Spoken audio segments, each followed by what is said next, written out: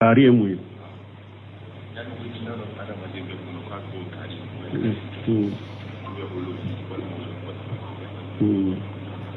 bon ko setane de be wasu kewa ube bafo hadamade kelembe ini ewa jinna setane do bi no fewde do wa nu ko setane koni jinna do to ko setane jinna min ni adante mena ubafo de ma ko setane donc ni wasu be sika ke ni hadamade jinna setane min be nyugon fe abe sika ke setane wore jinna ube hadamade wasu abe jinna beta jinna setane beta nimbe lawo jinna setane wore do ulude be hadamade wasu ewa hari hadamade setane fana be wasu bi biskun kono parce que na bena baroke yife ni eddalembe tawhidi mina eddalembe sunna minna eddalembe karamugo minna aka tawhidina aka sunna ni ba lamya ben wasu karasebe karasalla men ko yere jogo bete ko bete abe sikadu biskun kono wala wasu de yatu ala ko minal jinnati wan nas jinna setane be hadamade wasu do biskun kono hadama setane be wasu do biskun kono musiki karamugo sufi karamugo bida karamugo sira jengene tigin donc ani je nyogon jogun nonum bebe hadama den bisku be wasu bila kono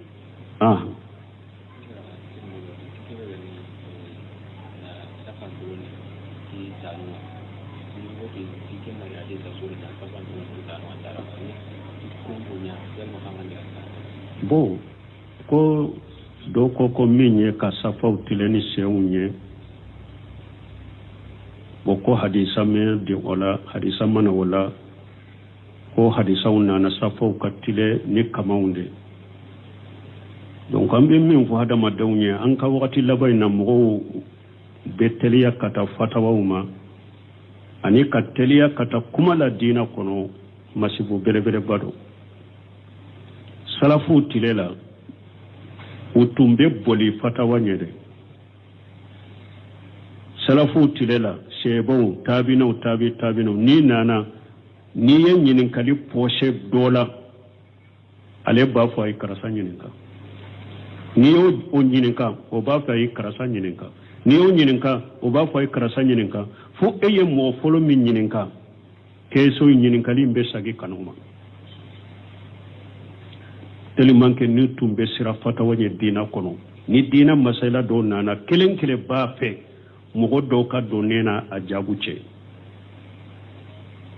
purun ka kishi odi yato ko sarafu ko kumala kwa be jafarli minke kata fatawama o ya ka jafarli de kata tasmama imamuna maliki ko nu yu nyinin ka keso na sani ka jabi e yere ki yere jate mina koy fule jahannabani arjanna de ce ni jabu nyaanay boloy be arjanna ni jabu cianay boloy be jahannaba kono manum maliki ko jate mina de donc ambe min fo kuma kila chayara dina kono abbe sababu ye munye anka wakati la nka bange ode be ye mugo chaman bila kuma foli la dina kono ado yere beta kuma do fo doni kiba madele ka kuma min fo anye pour nka se ka donaye asuhura yere bange selefu yu yere nyine ala nka bange selefu yu yere nyine ala donc ni erje soso nana kan ni yere bange ka cari mugo ni nyogon ce illa marahim rabbi ciden de ko hadisa la qadamu bil qadar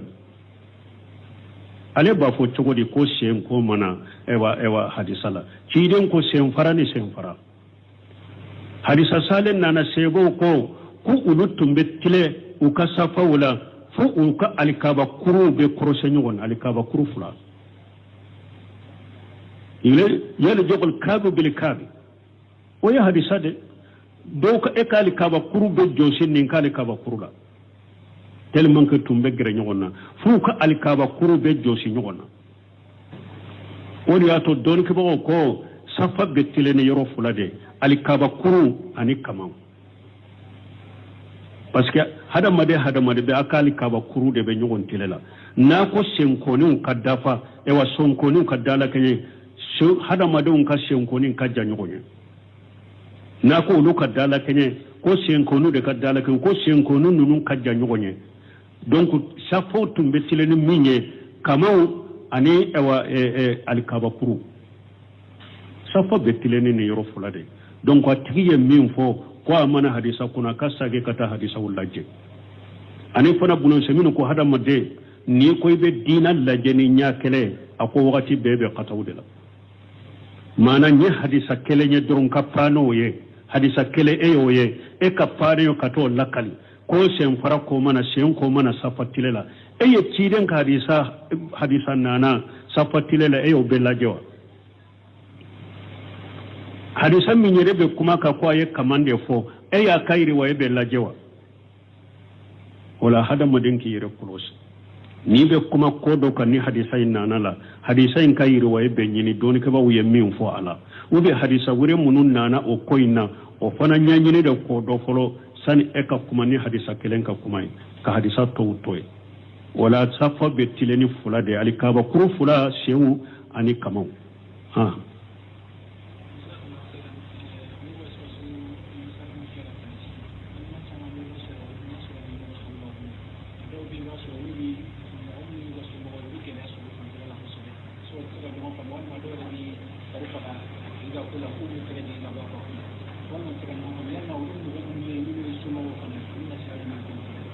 bon konye ni wasu sugu munun fa be mugo la mugo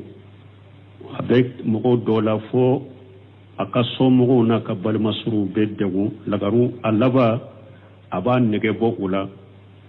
ubu ka bolonu ka kobo aka foila ambe ne si hajuman kuwe ambe ne si hamin kuwe kwa munya koro bala udini la jarabi do de baka banado do uka sabala koro uka munya koro uka deme abese ka furake chogomi yado afurakele chogo setane tanganyini bala ka tanganyini setane ani wasu akadabila anu nu ube tauhidi mogo munundo ni ulu bese ka furake furad dagalembu bolo ube se ka ninkosuku furake ni setaye ka she ulu makayire furake ukadema be furake chogomi adobe adogotoro fura ube se ka furake uka jija ka sabala koro ka demeni ulu de donc mu kana ye ka to yere bolo ka to setane bolo uka munya koro uka sabala koro kiden ko ansuru agaka sidon ko al muslimu aquli muslimu la yaslimuhu wala yajlimuhu wala yaqjiluhu ako silamai balima silama kana addi atora bagama kana to tora bolo ولا يغجله كلال على بلا كنا لا بلا المسلم أقول المسلم لا يجلمه ولا يسلمه ولا يغجله أي ركنا تونيو كنا أديات تونيو بغما كنا لا بلا فنا ندعوم با كتورلو كنا لا بلا كيرينكو والله في عوني لعبد ما كان لعبد في عوني أخيه أكو على بيت جون دمنيلا كجون توني بي بالي ما دمه ka jonto be balima silama deme ala bi demenila donc o mo sugu be mo munum bolambe ala deli ala ka silama be lafiya ka silama nyuma be lafiya ka bonni setanu nim banawuna mais ni mo munul la jarabi naye u ka so mo ku janto la u ka deme ala bu demenila ha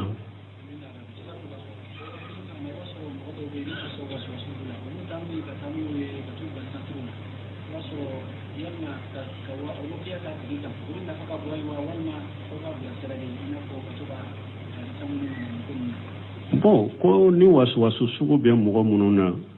ko beta bila santri la ko ne si hajjuma be kaya yere ka wurgo ya ka yere la ube santri tugu Sheikh Albani muso do ya nyinen kan ne wasu la akwale be konnan jammin ke muso nye folo sani akata uruqiya tugu fe ni furakeli kelaw fe ayere aya munun nana na bese kalana aya munun nana ciiden ka duwawu munun nana yere ku kalana yere ka yere furake o de kanyi ka teme fembe ka e yere ka ala deli e yere ka tange sora nunu fo ka to ku kala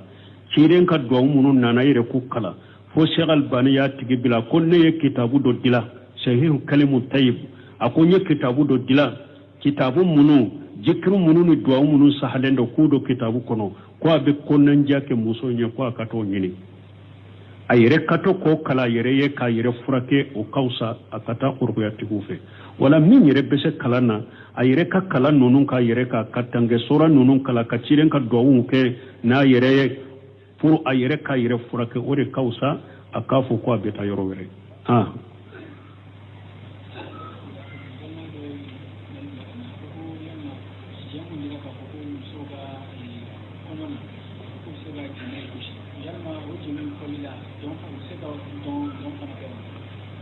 bon ko ewa silamia sariya ye nogoya ke musow ye komi la yakantige salliw na ɲɔgɔnnaw sungalo salliw na ɲɔgɔnnaw kɔɲɔw na ɲɔgɔnnaw u muso dama ka jɛnbe fo ni ɲɔgɔn cɛ ka nisɔndiya yala don bɛ cogo di dɔɔnikɛbaw ye ɲɔgɔn sɔsɔ muso ka dɔn na hariw ka muso dama u kana don kɛ don min ye ka to kile yɛrɛ lamaga u bɛ ka biri ka wuli ka ka wuli dɔɔnikɛbaw ko hara muso dama u ko muso kana nin kɛ a bɛ se ka dɔnkili fɔ dɔnkili minnu nanini t'o la kumajugu t'o la wali cɛtaw kan mɛn mais hari musow dama dɔɔnikɛbaga ɲumanw ye fatawa kɛ a yɛrɛ dama a kana to ka don kɛ hari n'i bɛ don min kɛ i bɛ se k'i yɛrɛ lamaga dɔɔni mais ka min ye don sugu minnu bɛ musow bolo ni ɲɔgɔn cɛ u ko hari muso dama i kan'o kɛ parce que muso dɔw bɛ fana fitina muso dɔw fana ye cogo ni pan cogo ni biri cogo ni wuli cogo a b'i ɲɔgɔnna muso dɔ fitina musow bɛ fitina ɲɔgɔn fɛ koyi ni cɛ bɛ fitina muso fɛ ɲɔgɔn fɛ cogo min cɛw dama cɛ dɔw bɛ se ka cɛ dɔ fitina muso fana dɔw bɛ se ka ye cogo na lahala bɛɛ tɛ ka muso dɔ fitina o la dɔɔnikɛbaw ko o donkɛ sugu hari musow dama don sugu minnu bɛ musow bolo hari musow dama i kan'o kɛ ani maloya ni saamɛ tɛ taa ani fana a bɛ se ka i ɲɔgɔnna muso dɔ lajarabi ka fitina wala hari musow dama o don sugu i kan'o kɛ hari n'i tɛ ɲa don kɔ ka i jɛngɛ dɔɔni ni pampurti ni fɛn wɛrɛ t'a la u k'u bɛ se k'o kɛ hari minnu y'a ladaga mais don sugu fana bɛ muso minnu ni ɲɔgɔn cɛ hari muso dama i kan'o kɛ a bɛ da jɛnbɛ fɔli ni nisɔndiya ni ani a ka dɔnkiliw fɔ ni wali cɛ ta a ka kan mɛn nanini tɛ dɔnkili minnu na dɔnkili minnu tɛ mɔgɔ lasu ka taa fitina ni lajarabiw ma a bɛ se k'olu kɛ ani hari a ka jɛnbɛ fɔla a kana kɛ cɛ ye hari min bɛ jɛnbɛ fɔ musow ye a ka kɛ a ɲɔgɔnna muso dɛ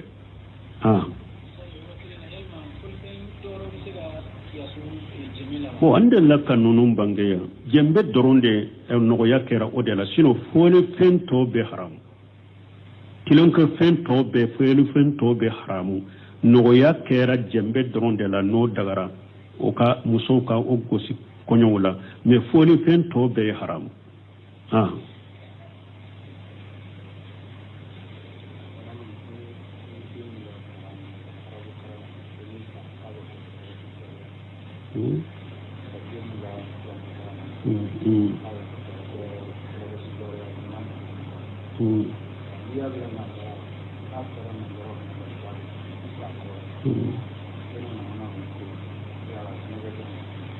bon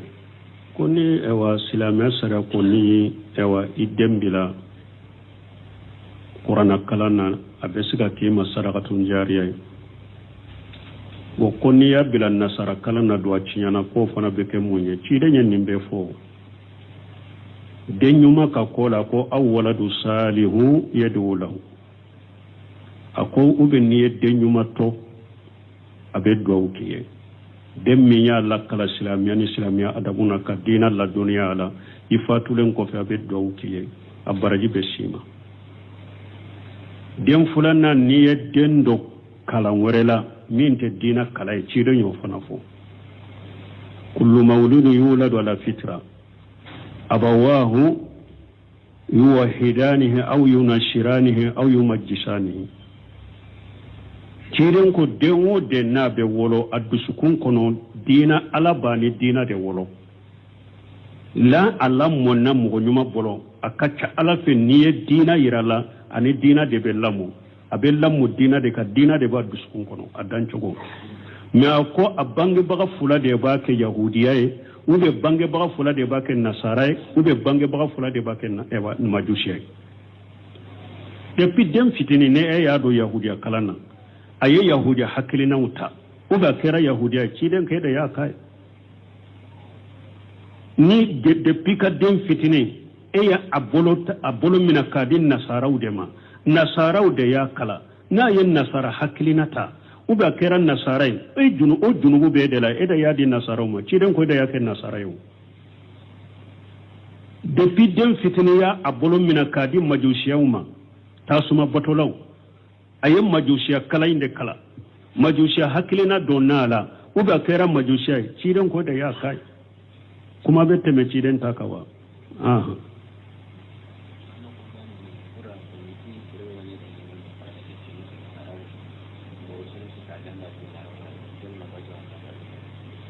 bon koni mogo mi nya adendo arabo la san saba u y'a bɔ o kɔfɛ k'a dɔn nasara kalan na fɛn b'i la ba buloseminu ninnu ye jaabu di luqatil ajanabiya ka taa ngɛlɛ la ka taa faransɛ la silama a tɛ bɛɛ k'i den fitini bolo da k'a dɔn o la luqatil ajanabiya nasara kala yahudiya kala a tɛ bɛɛ silama i k'i den fitini don o la i b'i den don diina kala de la na ya ka dina kala ka dina nyado abali yara ni a yere ko abe kala ngore min kala angele min kala ka français min kala purunkin ka jian ko nyana bonaye ube nye dina min kala nka kanwero kala purun be sekin ka dina laso kauna chogomi basi taka wala me ki dem fitini bolo mina ka do kala ngore la min te dina kala e ate beye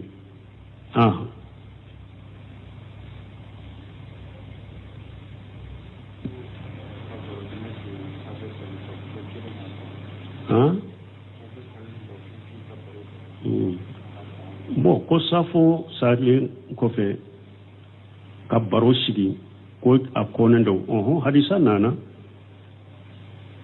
ciden ko futuru ni safo ce mogo kana sino a konen do mogo ka sino futuru safo ce ciden nya ko munna ni futuru salira ni tora ka da ka sino kunu bagatila safo be se ka temeka baro ciden nyako safo sallilen kofe ka baro ke ciden nyako mana o fana kuye munye safo kofe ni eye baro janke fo minimi fo ineri ibi nyana ni dara fajiri bese ka temeka jawuli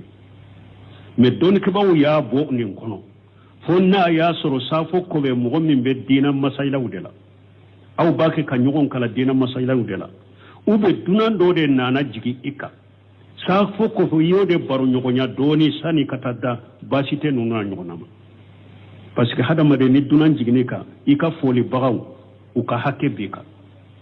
donc dunan do de jigine ka yolu de baro nyogonya safo kofe ube safo ko fatumbe dunan masayla do de la olu boram makarhun kono basite ulula me dia baro sempuno ci de nyo ode ko parce que beke sababu nema da jonna ke se ka wuli ka fajiri salli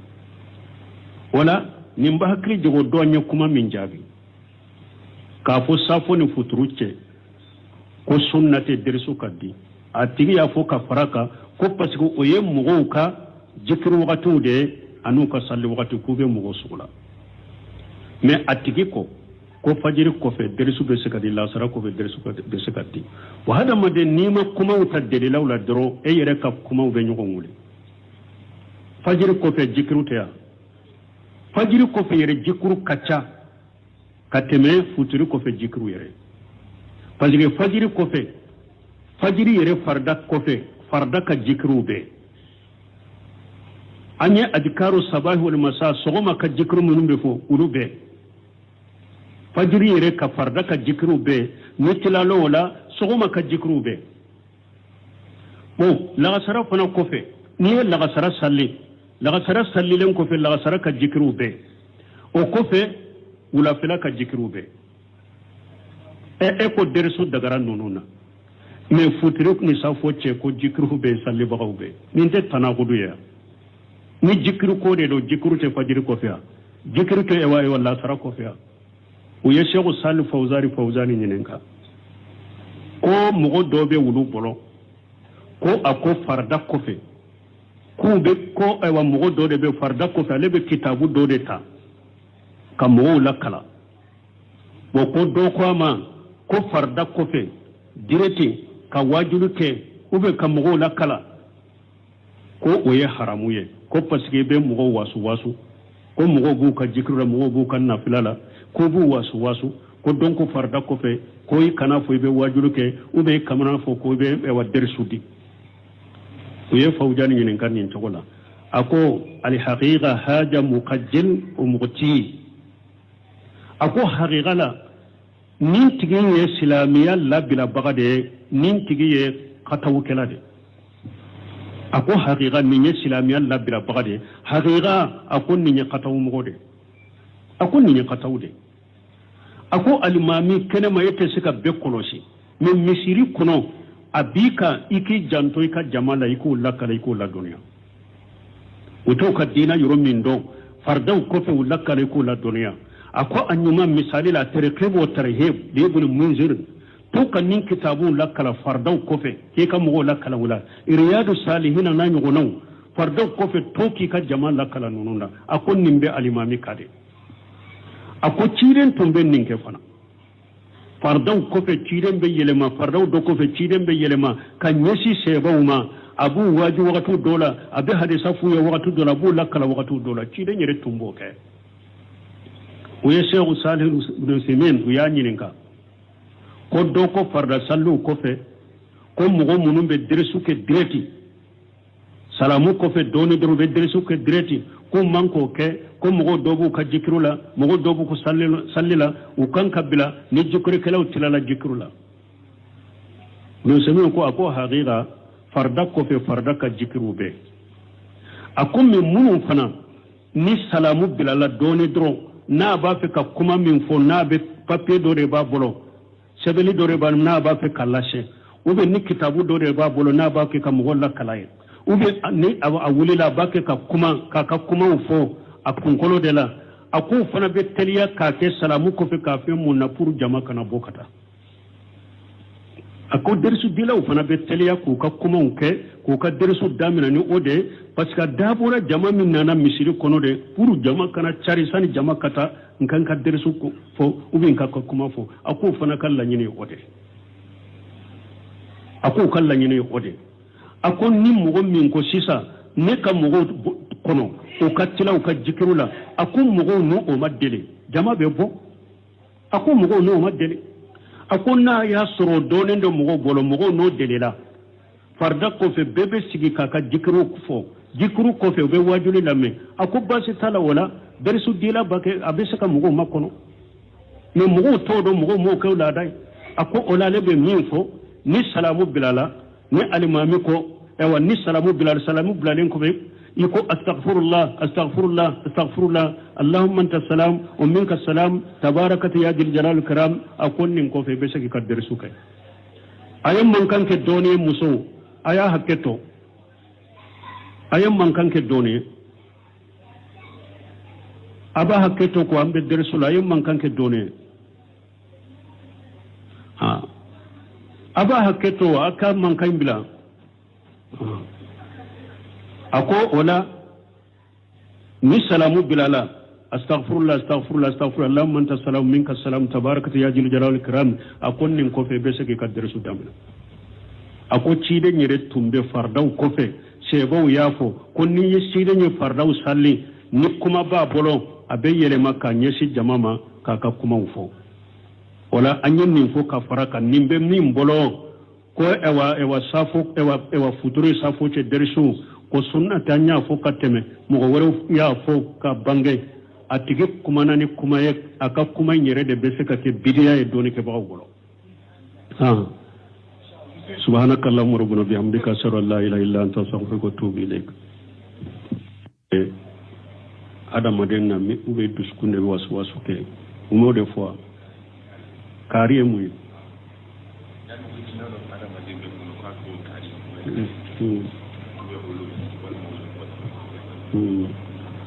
bon ko setane de be wasu kewa ube bafo hadamade kelembe ni ewa jinna setane do bi no fewde do wa n'u ko setane kɔni ye jinna dɔ ye tɔgɔ ye ko setane jinna